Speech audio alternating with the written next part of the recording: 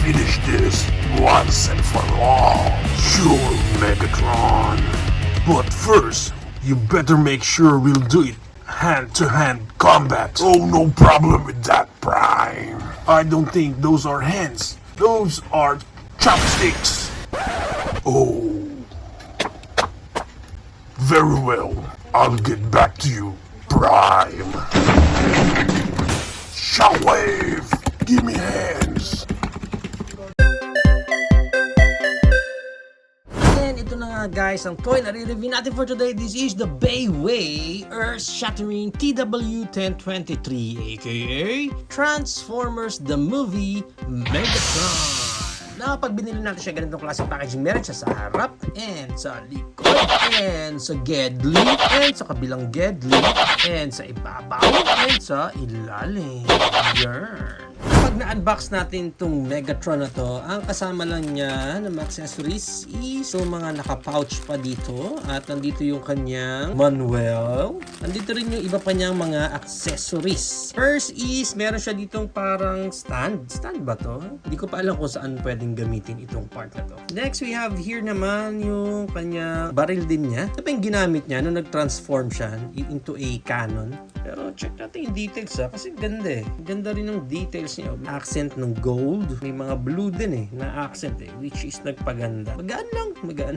Actually, itong baril na to, pwede mong mataas yan dyan. Pwede mong ma-fold yan and maitago yan.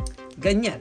Mukha siyang ulo ng dragon. Pero maganda. Maganda yung details. Next, we have here naman yung kanyang whip. This one is soft rubber na yung material niya. Even dito sa part na to. Pero yan ang details niyan. Ganyan ang itsura niyan.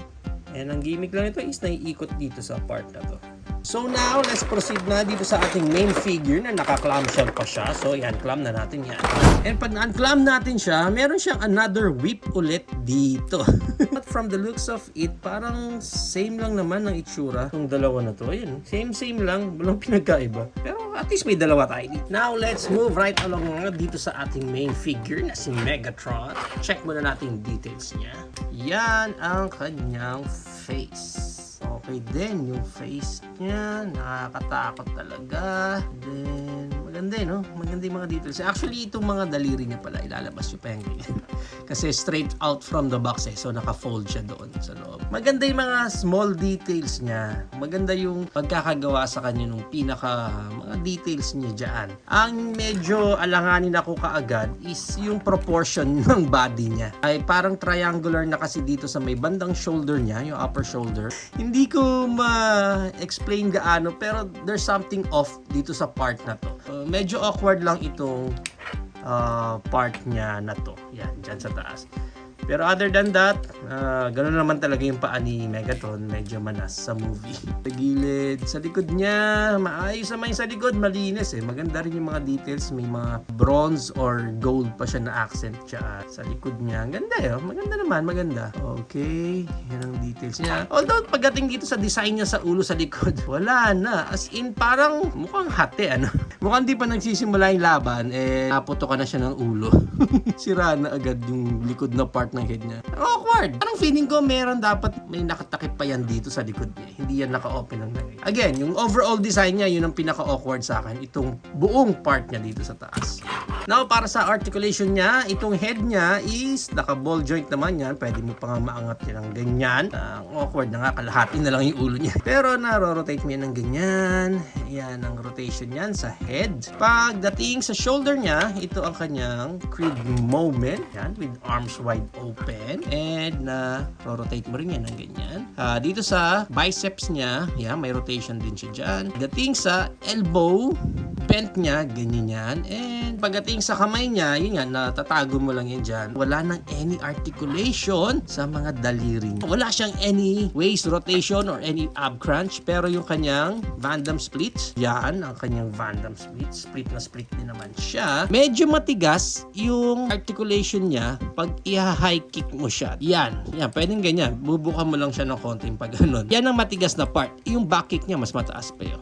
Pero yung split niya, madali. Actually, medyo loose Wow. Ayan, oh. Medyo loose kasi may kabigatan itong kanyang paa. Meron din siyang rotation dyan sa kanyang thigh. Pagdating sa knee bend, ayan ang kanyang knee bend. Maganda naman yung knee bend dyan. Pagdating sa feet, ito na-articulate dyan, up and down. Ganyan. And ito rin, yung back panel na dito. Sa paa niya, meron siyang tiltage na paganyan.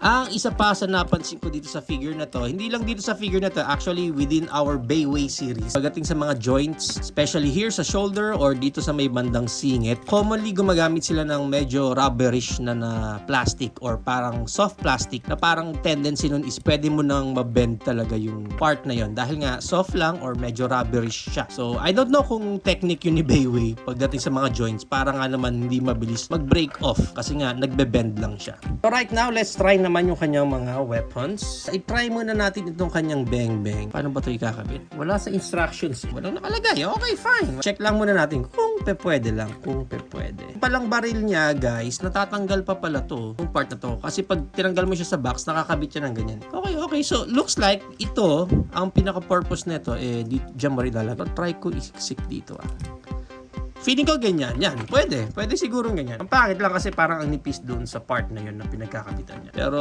parang ganyan na rin yan. Prime! Pew, pew, pew. Let's try naman ngayon itong kanyang whip. Looks like dito mo lang din siya maikakabit. Mukhang yun lang yung kabitan niya. Yung portion na yun, ayun, yung parang may slot siya doon. Doon mo lang isisiksik itong mga part na to. Yan, okay. Ito medyo bagay pa.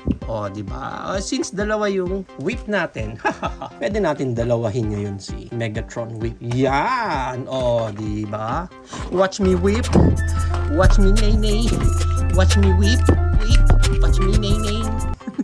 Nakakatakot na rin dito si Megatron. Anyway, habang nakakabit yan, mga whip niya na yan, hindi mo pwede mailabas yung kamay. Now, let's proceed na sa kanyang transformation. Eto na tayo, Bayway transformation na naman. So, gagawin natin first is i-fold mo muna yan. Dalawang daliri niya dyan. And then, open natin itong back panel niya. Yan. And ilalabas mo na itong part niya na to. Open mo din daw Pa-slide siya, pa-slide. Pa ganyan siya. So, open na natin lahat yan. So, ganyan dapat ang itsura niya. After that, itong shoulder niya, bababa. Yan. Okay. Pa-forward. So, ibababa na natin yan. And then, dapat daw nakataas. Nakataas. Okay. Taas natin. And then, rotate down natin itong mga to. Portion na yan. Yung parang panel na yan. Dapat daw pag ganyan siya. And then, itong head niya, pwede na natin itago pag ganyan sa loob. And then, may makikita kayo dito. Itong maliit na yan and dito rin sa kabila yan. So dito naman yung pupunta yung mga pegs na yun dyan, kabilaan lang din.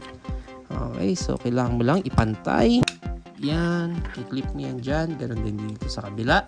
Okay, so ganyan na ang itsura nya.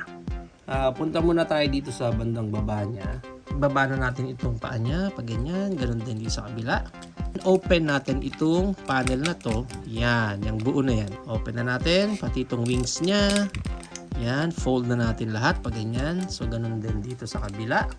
Open na natin yung buong panel na to. Then, fold na natin ng ganyan. Yan, maganda. I-fold mo na rin ito. Yan, pati itong side na to. Yan. And then, ikot natin siya pag ganyan. Yan, ganun din dito sa kabila. Ikot na rin natin yan. Then, after nyan, itong dalawa na to, yan, sa magkabila.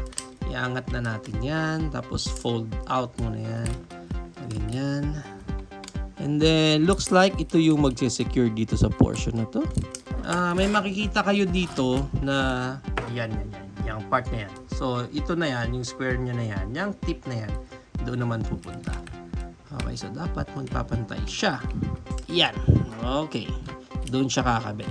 Technically speaking, parang ganyan ang magiging itsura ng pinaka-wings niya. Meron din ngayon di sa kabila. I-open na natin to. Spread out na natin yan. And then, ganun ulit sa na yun. Doon siya papasok. Yan ang magsesecure dyan. Yan. Kali ganyan din ang itsura ng wings niya. So, kabilaan ganyan. Then, after nyan, itong parang flipper niya dito. Angat mo na muna yan dyan. Pag ganun din dito sa kabila, angat mo na rin yan.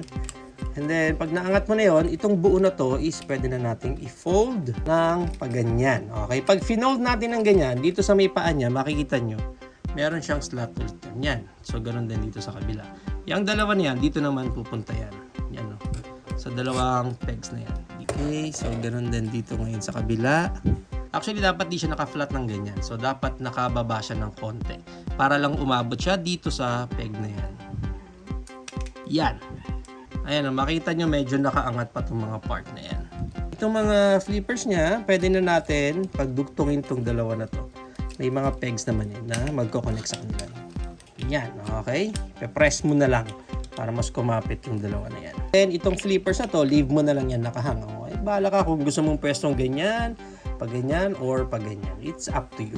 And also, I think ito, no, depende na rin sa inyo kung gusto nyo nakaganyan, nakaangat ng ganyan. It's up to you, or nakababa ng ganyan.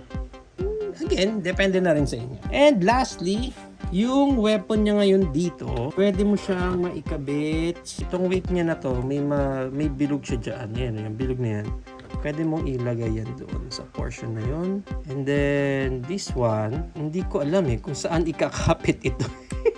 Walang nakalagay kasi sa instruction guys, yun lang. Ano, nakalagay lang, dun daw ikiklip. So tama naman yung ginawa natin. Naklip na natin dyan. Pero wala nang instructions pagdating dito. Since nabebend naman siya, ayan, sa akin ganyan ang ginawa ko. Para lang magmukha siyang maayos dyan. Pero dito wala na Walang pagkakabitan nito dyan. Yan, ganyan. Ay, eto na si Megatron sa kanyang alt mode, sa kanyang alien Cybertronian ship or jet. Basta ito yon, yung umikot-ikot siya dun sa building at nag-transform siya, di ba? So, check naman natin yung details ng jet niya dito. First thing na mapapansin mo is parang may weathering na dito. Hindi ko alam kung sadya itong weathering na to or hindi lang maganda yung nakuha nating copy. Kasi dito sa kabila parang medyo mas clear. Dito lang sa dulo. Meron din siya dito. May mga ibang parts na mukha talaga siyang may weathering. Meron talaga siyang mga weathering. So looks like part talaga yun nung overall design niya. Looks neat naman yung jet niya. Maayos naman. Ay, tanggalin na nga natin itong mga weapon niya. Hindi ko lang pa. Mukhang maayos naman yung jet mode niya, no? Maayos.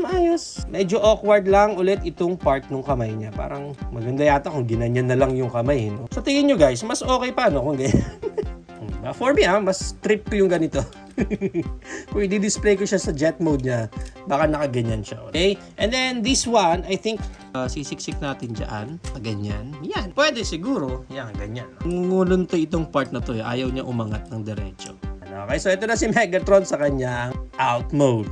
Now, para sa height ng Megatron natin na to, ang height niya is around 8 inches. Mga 8 inches nga siya. And maganda niyan, i-compare pa natin siya tulad ng ating Bayway Sentinel Prime.